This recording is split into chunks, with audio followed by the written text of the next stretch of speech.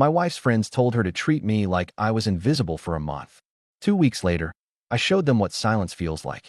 I'm Ethan, 34, and I've been married to Olivia for 6 years. I used to be a photographer, the kind who shot for galleries and art magazines. But somewhere along the way I let that version of myself disappear. Now I do corporate headshots and wedding packages, the kind of work that pays bills but makes you forget why you picked up a camera in the first place. Olivia works in marketing, makes good money, and has this tight circle of friends who meet every Thursday for what they call book club. They don't actually read books, they drink wine and spend 3 hours complaining about their husbands. Thursday evening 2 weeks ago, I came home early from a client meeting. I had takeout in one hand and my camera bag in the other, thinking maybe we could have a quiet dinner together.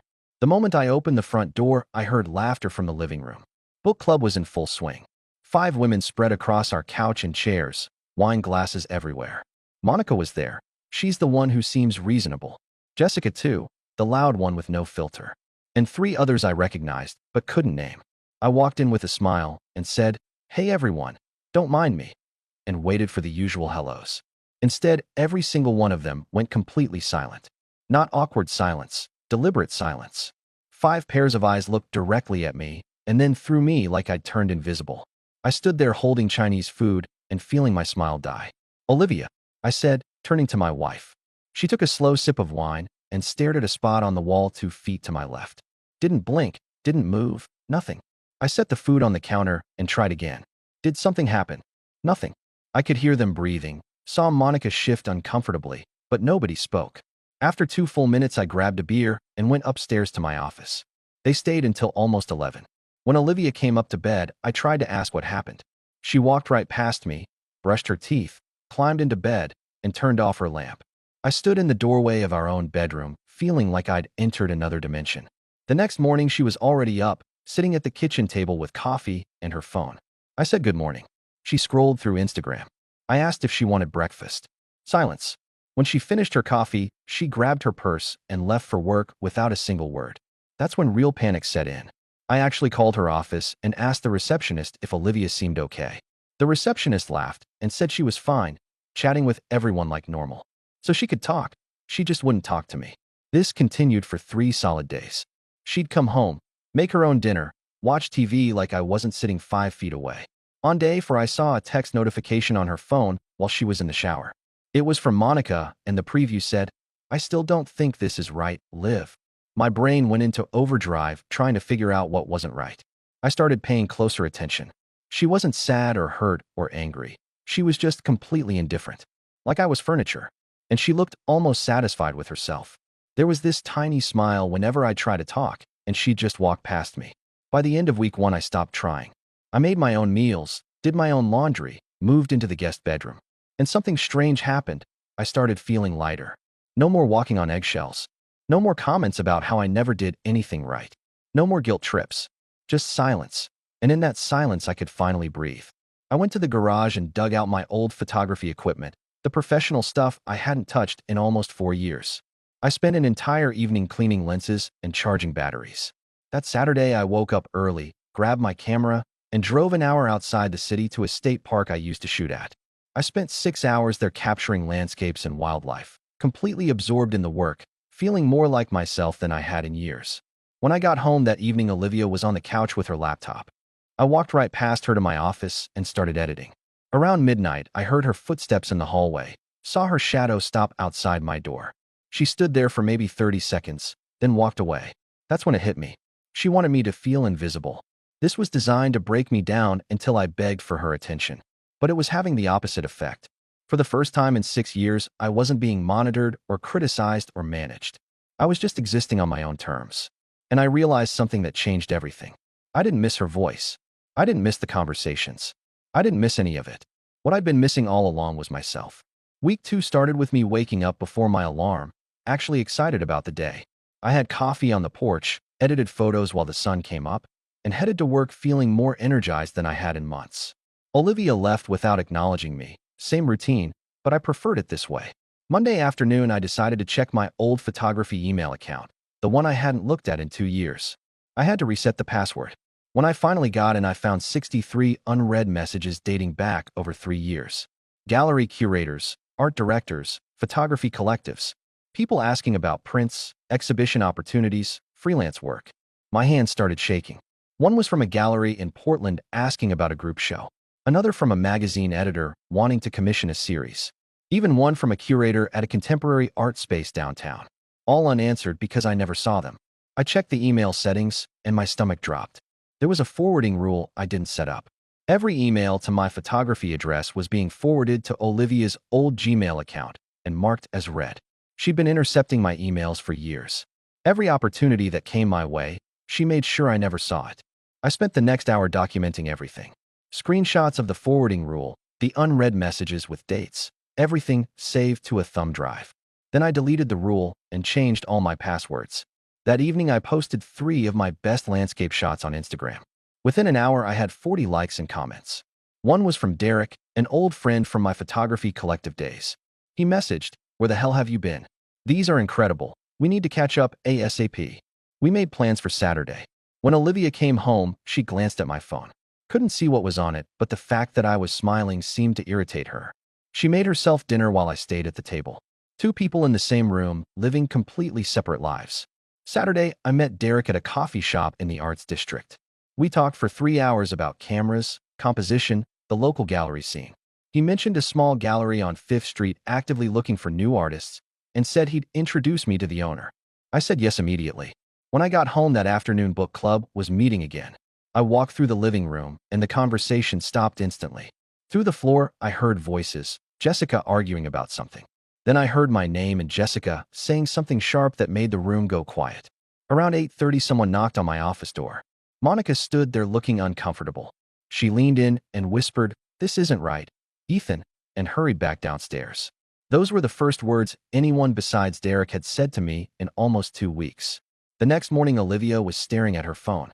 She was looking at my Instagram. I could see my photos on her screen. She was scrolling through my posts, reading comments, her jaw getting tighter. When she noticed me watching, she slammed the phone down and left for work 30 minutes early. I spent that week building a portfolio. Every evening, I'd grab my camera and shoot around the city. I was producing the best work of my life in complete silence. Nobody telling me it was a waste of time. Nobody making me feel guilty. On Wednesday, I met with Lauren Mitchell, a divorce attorney. I told her everything, the silent treatment, the forwarding rule. She listened carefully and said, "You know this is emotional abuse and sabotage, right?" She walked me through the divorce process, the documentation I'd need. I left with a consultation folder and a clear plan. That same week, I started redirecting my paycheck from freelance gigs. I'd actually been saving money in a separate account for months, money from weekend shoots Olivia never paid attention to. There was almost $8,000 there, enough for a fresh start. I also started watching her schedule. Yoga every Tuesday at 7, back by 8:30. Grocery shopping Saturdays. Book club Thursdays. I was noticing patterns and understanding I had options. Thursday evening book club met for the 3rd time, and I stayed in my office. I could hear them downstairs, voices rising. At one point, Jessica said loudly, "He's doing better without you talking to him. Olivia, maybe that should tell you something." Then chairs scraping and someone leaving early. Friday morning, Olivia left a note on the counter. "We need to talk." I photographed it for documentation, crumpled it up, and threw it in the trash. Then I grabbed my camera and left. She'd wanted me to feel invisible, so I'd learn my place. Instead, I learned my place wasn't next to her. And now I was going to make that permanent. Day 14 was a Tuesday. During lunch, I drove across town to look at a 1-bedroom apartment near the Arts District. Huge windows with north-facing light, perfect for editing photos. The landlord wanted first month, last month, and security deposit.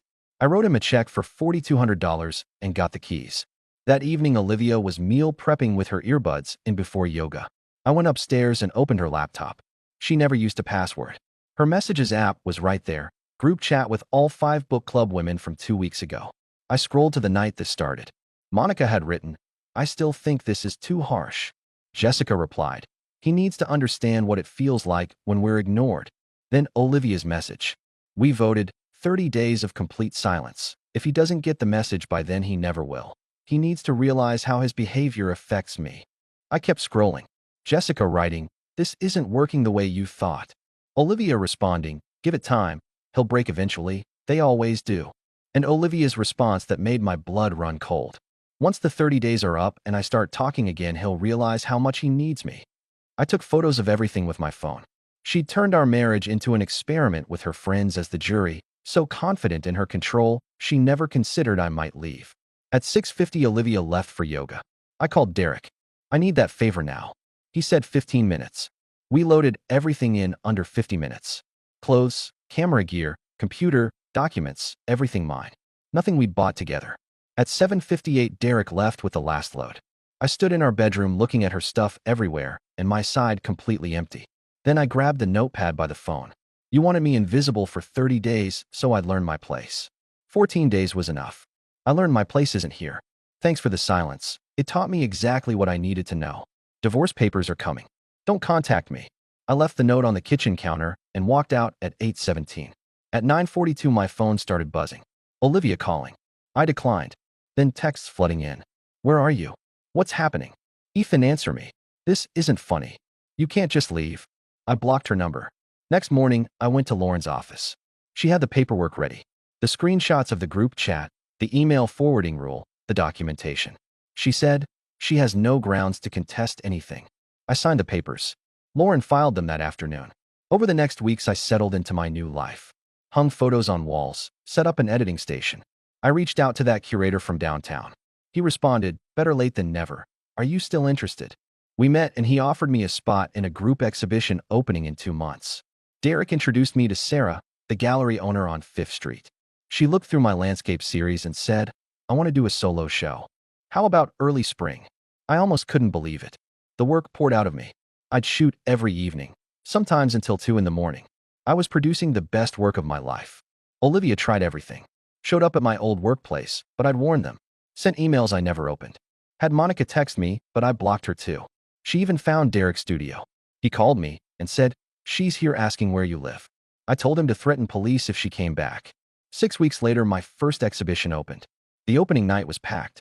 The curator gave a speech about emerging voices and mentioned my work specifically. People bought prints. 3 sold that first night. A local arts magazine ran a feature with my photo. 3 months later, my solo exhibition opened at Sarah's gallery. 20 prints, sold 8 on opening night. I stood there watching people really look at my work, and I felt seen. For months later, the divorce was finalized. Olivia contested nothing because her lawyer probably saw those screenshots. The settlement was clean. We split shared assets. She kept the house. I didn't want anything from that place anyway. 6 months later, I was at my favorite coffee shop editing photos on a Saturday afternoon. Something made me look up. Olivia was sitting at a table by the window with some guy, both looking at a laptop. She'd gotten her hair cut shorter, wearing a blazer I didn't recognize. She saw me the exact same moment. Her face went pale, eyes wide. She said something to the guy and stood up like she was coming over. Our eyes met across the coffee shop. I looked at her for one long second. This person I'd spent 6 years with. This person who'd tried to make me invisible to teach me a lesson. This person who'd sabotaged my career to keep me dependent. Then I looked back down at my laptop and continued working. Adjusted a slider, fixed the contrast, completely focused like she wasn't there. I could see her standing there frozen in my peripheral vision. 10 seconds passed. 20. 30. Finally, she slowly sat back down, her face red, hands shaking. I saved my work, closed my laptop, packed my camera bag, and stood up.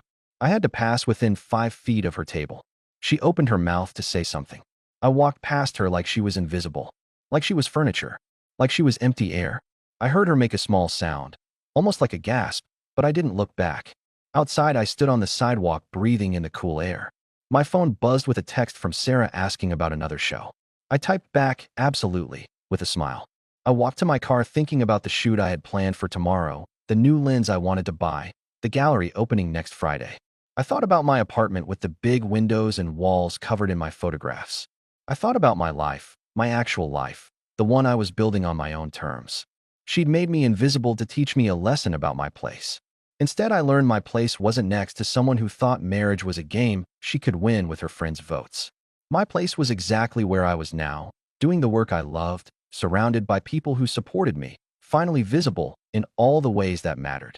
I got in my car and drove home, and I never looked back. What do you think about this story? Let me know in the comments, drop a like, and don't forget to subscribe for more real